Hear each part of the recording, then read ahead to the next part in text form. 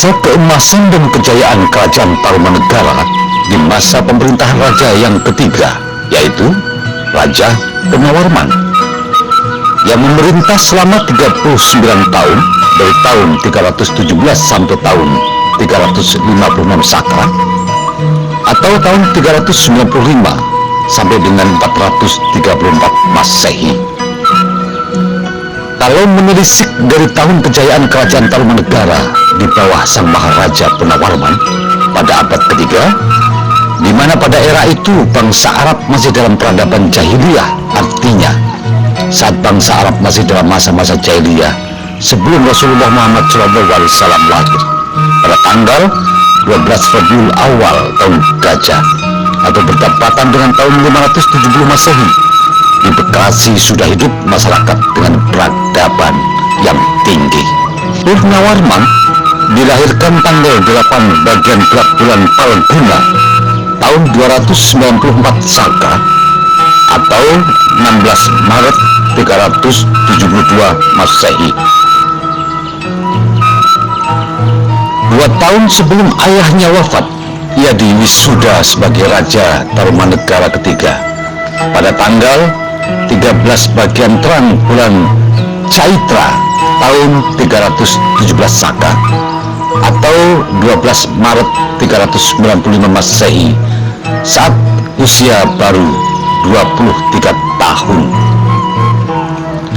Ayahnya, Raja Resi Darmaya Warman, mengundurkan diri dari tahta kerajaan untuk hidup di pertapaan menempuh Manuraja Sunya atau bertapa setelah turun tahta sampai ajal tiba. Tindakannya pertama yang dilakukan Purnawarman ialah memindahkan ibu kota kerajaan ke sebelah utara ibu kota lama yang disebut Jaya Singapura yang didirikan oleh kakeknya Jaya Singawarman. Ibu kota yang baru itu diberi nama Sundapura atau Kota Sunda, dibangun di tepi Kali Gomati atau Kali Cakung saat ini. Dimulai tanggal 7 bagian terang bulan Margasira atau 15 Desember 398 Masehi, kira-kira 3 tahun setelah dinobatkan menjadi raja, Purnawarman membuat pelabuhan di tepi pantai dan selesai pada tanggal 14 bagian terang bulan Pocia atau 11 November 399 Masehi. Pelabuhan itu segera menjadi ramai oleh kapal-kapal perang kerajaan Taruma. Raja Purnawarman adalah seorang pemberani, menguasai berbagai ilmu dan siasat berperang yang menjadikan dirinya sebagai seorang raja yang perkasa dan dahsyat. Bima Parakramo Raja. Tidak ada satupun senjata musuh yang dapat melukainya karena dalam perang ia selalu mengenakan baju pelindung dari besi yang dipasangnya mulai dari kepala sampai ke kaki. Ia perkasa dan pangkas di medan perang sehingga oleh lawan-lawannya digelari Harimau Tarumanegara atau Vyakra Ring Tarumanegara. Sri Maharaja Purnawarman ibarat raja matahari yang bersinar bagi raja-raja sesamanya atau panji segala raja. Tarumanegara menjadi sebuah kerajaan yang sangat besar kekuasaannya di Pulau Jawa. Untuk kesejahteraan hidup rakyatnya, ia sangat memperhatikan pemeliharaan aliran sungai. Tahun 410 Masehi, ia memperbaiki alur Kali Gangga di daerah Cirebon yang waktu itu termasuk kawasan kerajaan Indraprahasta. Sungai yang bagian hilirnya disebut Cisuba ini mulai diperbaiki atau diperdalam dan diperindah tanggulnya pada tanggal 12 bagian gelap bulan Margasira. Selesai pada tanggal 15 bagian terang bulan Posia tahun 332 Saka. Sebagai tanda penyelesaian karyanya, Sang Purnawarman mengadakan selamatan dengan pemberian hadiah harta Sangaskarata Daksina kepada para Brahmana dan semua pihak yang ikut serta menggarap pekerjaan itu sampai selesai.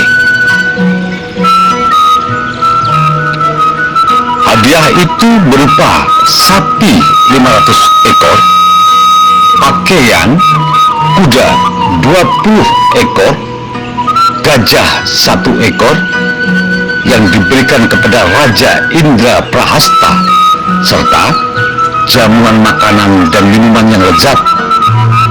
Ribuan orang laki-laki dan perempuan dari desa sekitarnya ikut serta berkarya bakti di situ. Semua mereka itu mendapat hadiah dari Sang Purnawarman. 2 tahun kemudian, Sang Purnawarman memperteguh dan memperindah alur kali Cupu yang terletak di kerajaan Cupu Nagara. Sungai tersebut mengalir sampai di istana kerajaan. Pengerjaannya dimulai tanggal 4 bagian terang bulan Srawana sampai tanggal 13 bagian gelap bulan Srawana tahun 334 Saka atau 412 Masehi. Hadiah yang dianugerahkan Sang Purnawarman pada upacara selamatannya ialah sapi 400 ekor, pakaian, dan makanan lezat.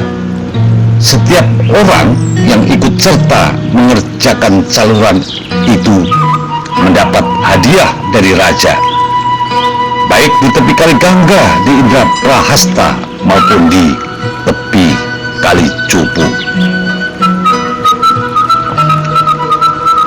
Mengenai kebesarannya dan sifat-sifatnya yang diibaratkan Dewa Wisnu melindungi segenap makhluk di bumi dan di akhir kelak, para petani merasa senang hatinya. Demikian pula para pedagang yang biasa membawa perahu dari muara ke desa-desa di sepanjang tepian sungai. Pada tanggal 11 bagian gelap bulan Kartika sampai tanggal 14 bagian terang bulan Margasira tahun 335 Saka atau 413 Masehi, Sang Purnawarman memperindah dan memperteguh alur kali Sarasah atau kali Manuk Rawa. Waktu dilangsungkan upacara selamatan, Sang Purnawarman sedang sakit sehingga terpaksa ia mengutus Mahamantri Cakrawarman untuk mewakilinya. Sang Mahamantri disertai beberapa orang menteri kerajaan, Panglima Angkatan Laut, Sang Tanda, Sang Juru, Sang Adiaksa beserta pengiring lengkap datang di tempat upacara dengan menaiki perahu besar. Hadiah yang dianugerahkan adalah sapi 400 ekor, kerbau atau mahesa 80 ekor, pakaian bagi para Brahmana, kuda 10 ekor, sebuah bendera Tarumanegara, sebuah patung Wisnu, dan bahan makanan. Setiap orang yang ikut serta dalam pekerjaan ini memperoleh hadiah dari Sang Maharaja Purnawarman. Para petani menjadi senang hatinya karena ladang milik mereka menjadi subur tanahnya dengan mendapat pengairan atau kaum nelayan dari sungai tersebut. Dengan demikian tidak akan menderita kekeringan dalam musim kemarau. Kemudian Sang Purnawarman memperindah serta memperteguh alur kali Gomati dan Candrabaga. Adapun kali Candrabaga itu beberapa puluh tahun sebelumnya telah diperbaiki, diperindah serta diperteguh alurnya oleh Sang Raja di Raja Guru, kakek Sang Purnawarman. Jadi Sang Maharaja Purnawarman mengerjakan hal itu untuk kedua kalinya.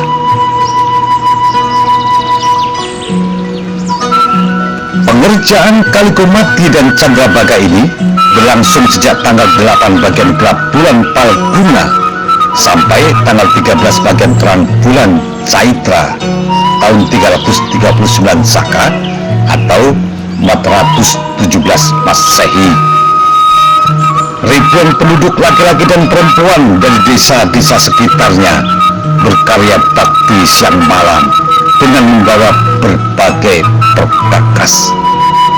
Mereka itu berjajar memanjang di tepi sungai, sambung menyambung tidak terputus tanpa saling mengganggu pekerjaan masing-masing.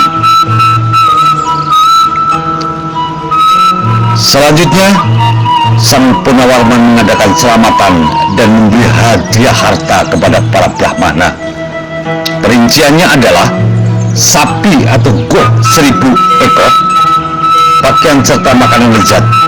Sedangkan para pemuka dari daerah ada yang diberi hadiah kerbau atau maisa, ada yang diberi hadiah perhiasan emas dan perak, ada yang diberi hadiah kuda dan bermacam-macam hadiah lainnya.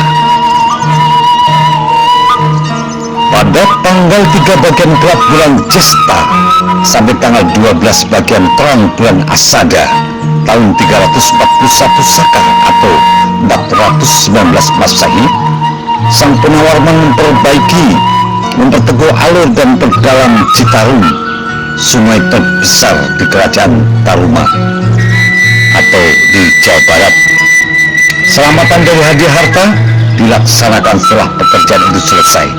Hadiah berupa sapi 800 ekor, pakaian, makanan lezat, kerbau atau mahesa 20 ekor, dan hadiah-hadiah lainnya. Kemudian para brahmana memberkati Maharaja Purnawarman.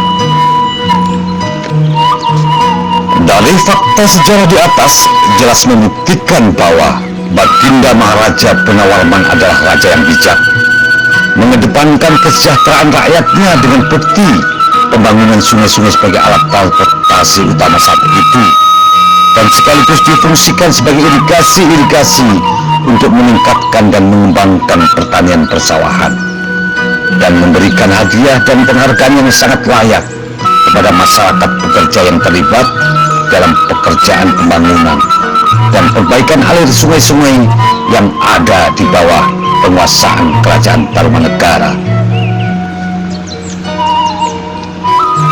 Dan ini selayaknya lah menjadi inspirasi bagi para penguasa di Bekasi saat ini apabila ingin membangun kemakmuran dan kesejahteraan masyarakat Bekasi. Utamakan kepentingan dan kebutuhan rakyatnya dan kesampingkan dulu kebutuhan dan kepentingan pribadinya, sebagaimana yang dilakukan leluhurnya, yaitu Baginda Maharaja Purnawarman. Apabila pemimpin di Bekasi mengorbankan kepentingan rakyatnya dan mengedepankan kepentingan pribadi dengan memperkaya diri, maka tunggu saatnya, cepat atau lambat kehancuran akan menjemputnya. Kepada sahabat Nusantara, pemirsa yang berbudaya, terima kasih atas berkenannya subscribe, like, share, dan komennya. Semoga kita semua selalu dalam kesehatan dan keberkahan. Impian sebagai warga Bekasi tentunya menginginkan bentuk bangunan duplikat keindahan dan kemegahan Kerajaan Tarumanegara. Sebagai bukti bahwa Bekasi ini telah pernah berjaya di masa lalu, dapat diwujudkan atau dibangun, sekaligus dapat dijadikan destinasi wisata dan ekonomi kreatif baru di kota Bekasi. Semoga berjumpa kembali di episode berikutnya. Napak tilas kejayaan Nusantara masih dengan penelusuran secara tuntas rahasia di balik kejayaan dan kemasyhuran Kerajaan Tarumanegara di bawah kepemimpinan Baginda Raja Purnawarman. Bersama langit terbit, saatnya semesta membuka kembali tabir kejayaan Nusantara.